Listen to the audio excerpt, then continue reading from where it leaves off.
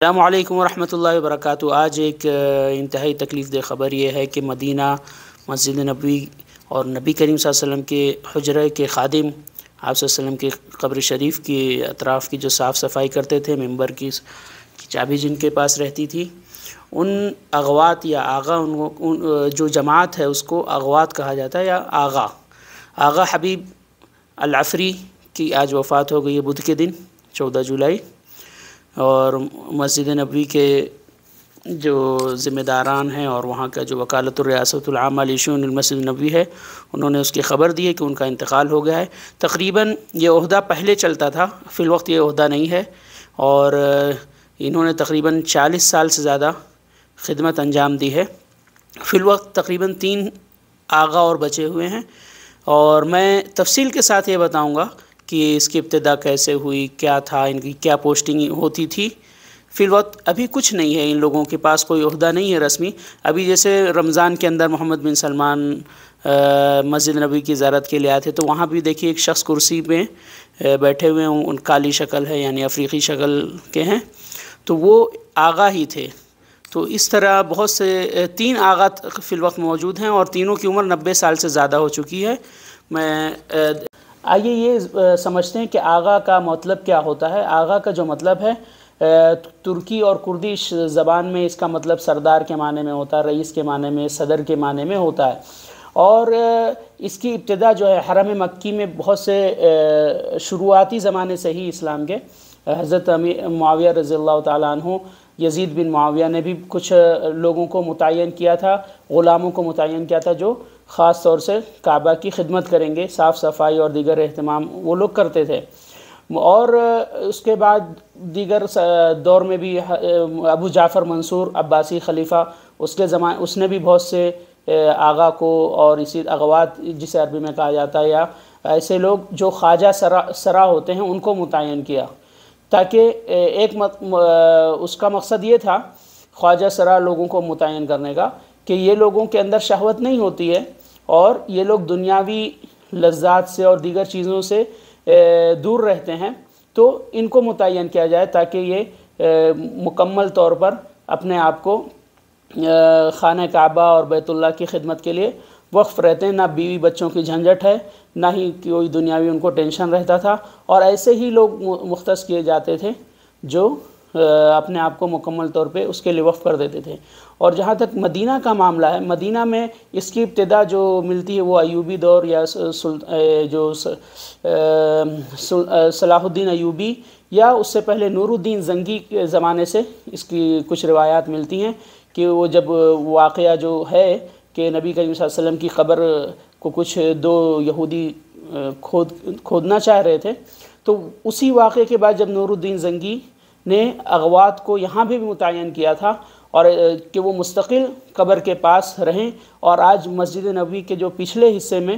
جہاں پہ آپ صلی اللہ علیہ وسلم کی قبر ہے، اس کے پچھلے حصے میں دیکھیے تھوڑی سی ابھری ہوئی جگہ ہے، تقریباً 1 فٹ اونچی کر کے کافی ایک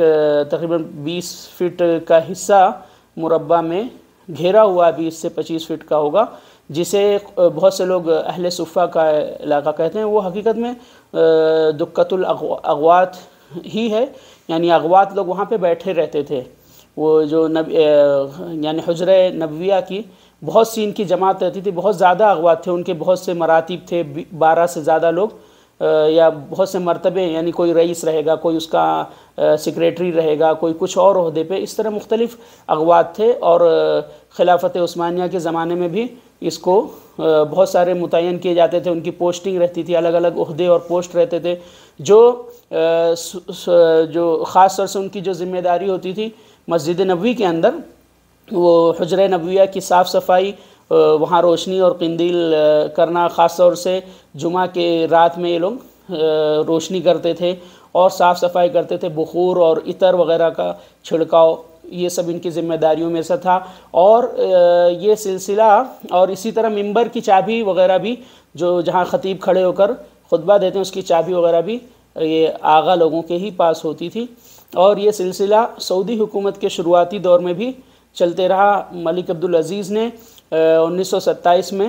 یہ آرڈر دیا تھا کہ اغوات جو اپنا کام کر رہے ہیں ان کو کوئی چھیڑ چھاڑ نہیں کرے گا، وہ اپنا کام اپنے طور پہ کرتے رہیں گے۔ اس کے بعد ملک سعود کے زمانے میں بھی یہ چلتے رہا، یہاں تک کہ ملک فہد کے زمانے میں شیخ ابن باز کے فتوے کے بعد انہوں نے یہ سلسلہ روک دیا گیا۔ یعنی اغوات جو خدمت کرتے تھے اس کی ایک وجہ یہ تھی کہ بہت سارے لوگ اپنے بچوں کو، خاص طور سے جو غریب ممالک ہیں، افریقی ممالک میں سوڈان ہے، اسی طرح جبوتی ہے، اور اسی طرح حبشہ کے علاقوں یعنی ایتھوپیا ایریٹریا کا جو علاقہ ہے، وہاں کے لوگ اپنے بچوں کو خصی کر دیتے تھے اور ان کو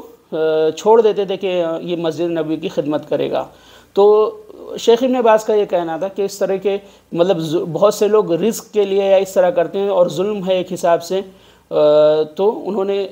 اس سلسلے کو بند کرنے کا فتویٰ دیا۔ تو اور ابھی جو معاملہ ہے، ابھی اغوات جو بچے، تو اغوات کی تعداد دھیرے دھیرے کم ہوتے گئی، لیکن ان کو تقریباً اور جو پہلے سے چلے آ رہا تھا، کوئی بھی بادشاہ یا اس طرح کے رؤسا آتے ہیں تو وہ ان کا استقبال کرتے ہیں یا کرتے تھے۔ ابھی بھی جیسے ابھی محمد بن سلمان آئے تھے رمضان میں، تو ان سے سلام کیا۔ دیکھیے ایک شخص ویل چیئر پہ موجود ہے، اس کی میں نے فوٹو اس پہ بینر پہ لگا دیا ہے، وہ ان سے سلام کرتے ہیں۔ تو اس طرح یہ لوگ ابھی جو ہیں 3 تقریباً بچے ہیں مسجد نبوی میں کہ جو اغوات تھے پرانے، تو یہ سب کی عمر ابھی بہت زیادہ ہو چکی ہے، تقریباً 90 سال سے زائد ہیں، اور آج جن کا انتقال ہوا ہے یہ خود 18 سال کی عمر میں سعودی عرب آئے تھے۔ جبوتی جو ایک قرن الافریقی ممالک جو ہیں، یعنی ایریٹریا اور ایتھوپیا جو حبشہ کا علاقہ ہے، اسی سے قریب کا علاقہ، بحر احمر سے اس سائیڈ میں، سعودی عرب اس سائیڈ ہے تو بحر احمر کے اس سائیڈ کا علاقہ یمن اور ادھر سے قریب ہے، وہاں کے تھے، اور تقریباً 40 سال انہوں نے حجر نبویہ اور منبر رسول صلی اللہ علیہ وسلم میں خدمات انجام دی ہیں۔ اللہ تعالیٰ ان کی مغفرت فرمائے۔ اور جو اغوات کا ایک مسئلہ یہ بھی ہے جو ان کو خصی بنایا، اغوات کا ایک اور اہم چیز بتاؤں مسجد مدینہ سے متعلق، کہ اغوات کا محلہ بھی باقاعدہ مدینہ میں حی الاغوات کے نام سے موجود ہے۔ ان کی بہت سی عمارتیں ہیں، لوگ ہدیہ تحفہ ان کو خصوصی طور پہ مسجد نبوی کے خادم ہونے کی وجہ سے لوگ جو اس زمانے میں آتے تھے اور پہلے آتے تھے وہ لوگ دیتے رہتے تھے۔ اور اسی طرح اغوات، بہت سے اغوات ایسے بھی ہیں جو شادی بھی کرتے تھے۔ آپ سوچیں گے جیسے خواجہ سرا تو شادی کیسے کرتے، تو شادی کرنے کی ایک شادی جو پہلے زمانے کے تھے، جو عموماً آپ مورخین کی کتابیں پڑھیں گے، مستشرقین کی اور دیگر مورخین، اسلامی مورخین جو ہیں ان کی بھی اگر پڑھیں گے، تو بہت سے خواجہ سرا لونڈیاں رکھتے تھے۔ اس کا مقصد ازدواجی زندگی مقصد نہیں تھا، اصل مقصد ان کا یہ رہتا تھا کہ جیسے کوئی ضعیف ہو جا رہا ہے، بڈھا ہو جا رہا ہے، تو اس کی کوئی خدمت کرے، یا یہ مقصد اصل ہوتا تھا۔ اسی طرح جب لونڈی کا سلسلہ اور زمانہ ختم ہو گیا اور اس کو کالعدم قرار دیا گیا، تو اس کے بعد یہ لوگ شادی بھی کرتے تھے، اس شرط پہ شادی میں ان کا جو عقد ہوتا تھا اس میں یہ لکھا رہتا تھا، مطلب صرف اس کا مقصد جو شادی کا ہے وظیفہ زوجیت نہیں ہے، بلکہ اس کو اپنی سہولت حاصل کرنا ہے، بیوی اس کی خدمت کرے گی، اس کو جو دیگر ایک میاں بیوی کی محبت ہوتی وہ اس کو ملے گی، بس یہی مقصد تھا۔ اسی وجہ سے ان کی تعداد جو ہے، جہاں ایک زمانے میں 100 سے زائد اور کئی 100 میں ہوتی تھی، بلکہ پورا محلہ آباد رہتا تھا، دھیرے دھیرے ان کی آبادی اب 3 تک رہ گئی ہے مدینہ کے اندر۔ تو اللہ رب العزت ان کی مغفرت فرمائے۔ یہ حجر نبی صلی اللہ علیہ وسلم کے خادم تھے اور انہوں نے کافی خدمت انجام دی ہے حجر نبوی کی، تو اللہ رب العزت ان کی مغفرت فرمائے اور انہیں جنت الفردوس کا حقدار بنائے۔ اور انشاءاللہ میں اور مزید معلوماتی ویڈیو، بس اب میں جلدی میں اسے ایک ویڈیو بنا دیا ہوں، انشاءاللہ اور بھی مزید معلوماتی ویڈیو اس قسم کی آپ لوگ دیکھتے رہیں۔ والسلام، جس کے اندر بہت تفصیل کے ساتھ ان کی پوری جو اغوات ہیں یا جو حرم مکی اور مدنی کی خدمت انجام دیتے تھے اس کے بارے میں تفصیل سے یہاں پہ ان کی خدمات کو بتایا گیا ہے، کب سے شروع کیا گیا ہے، کیا مطلب ہے، جو میں نے آپ کو ابھی بتایا وہی سب چیزیں تقریباً اس مضمون میں بھی لکھی ہوئی ہے کہ اغوات الحرم ایک ایسی جماعت ہے جہاں جو مکہ اور مدینہ میں کہ حرمین و شریفین کی خدمت انجام دیتی تھی، اس کا مطلب صدر کے معنی میں ہوتا ہے، اور اسی طرح یہ یا شیخ یا سید اور یعنی ذمہ دار کے معنی اور مفہوم میں ہوتا ہے۔ اس کے علاوہ یہ اس میں بتایا گیا ہے کہ مکہ میں یہی جو میں نے پہلے بتایا کہ حضرت امیر معاویہ رضی اللہ عنہ نے حضرت امیر معاویہ رضی اللہ تعالیٰ عنہ نے ہی سب سے پہلے خواجہ سرا اور خسی حضرات کو یا خسی لوگوں کو کعبہ کی خدمت کے لیے متعین کیا. اور اس کے علاوہ پھر مسجد نبوی کا جو معاملہ ہے وہ صلاح الدین ایوبی یا نور الدین زنکی کے زمانے سے اس کی شروعات ہوتی ہے، اور پھر خلافت عثمانیہ میں یہ مسلسل ایک پوسٹ اور عہدہ تھا. اور اس کے علاوہ پھر جو بعد میں یعنی شروعاتی دور میں جو ملک عبدالعزیز اور ملک سعود کا زمانہ یا ملک فیصل کے زمانے میں باقاعدہ ان کو سعودی اگر کوئی دوسرے کنٹری سے ایسے لوگ آتے تھے یا جو نظر مانتے تھے کہ ہم حرمین کی خدمت کرنا چاہتے ہیں اور خسی رہتے تھے یا خواجہ سرا رہتے تھے، تو وہ لوگوں کو باقاعدہ سعودی جنسیات دیا جاتا تھا. ان کا میڈیکل چیک اپ ہوتا تھا کہ واقعی وہ خواجہ سرا ہیں یا نہیں پورا. اس کے بعد ان کو اس عہدے کو دیا جاتا تھا، یہاں تک کہ ملک فہد کا زمانے میں 1399 ہجری یا 1979 ہجری میں شیخ ابن باز کے فتوے کے بعد اس معاملے کو روک دیا گیا. اور اس کے علاوہ جو ان کی تقریباً بہت ساری ڈیوٹی تھی، اس میں اہم جو یہ بتایا گیا اس میں کہ جو بادشاہ دوسرے ملکوں سے آتے تھے یا اہم عمرہ آتے تھے سعودی حکومت کے یا جو بھی پرانی حکومتیں گزری ہیں ان کا استقبال کرنا، ان کے جو وفد رہتے تھے ان کے لیے قالین بچھانا، زمزم کا پانی پیش کرنا. اسی طرح طواف میں یا اس طرح جہاں ریاض الجنہ کے پاس مرد اور عورتوں کا جہاں ازدحام ہوتا ہے ان کو ہٹانا، ان کو الگ کرنا،